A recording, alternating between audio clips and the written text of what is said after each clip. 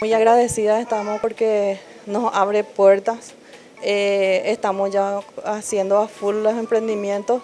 El tema de kit de limpieza, ya las mujeres están trabajando con eso y ayuda muchísimo. Y estamos queriendo ayudar un poco al medio ambiente, ¿verdad? Reciclando y también ayudando un poco para evitar un poco la infestación de larvas, de mosquitos por el tema del dengue. Vamos a hacer un puff y también camita de perros y eso para que pueda las mujeres aprender y puedan ir a aplicar también. Porque aparte de es lindo y útil en nuestro hogar, se vende muy bien también.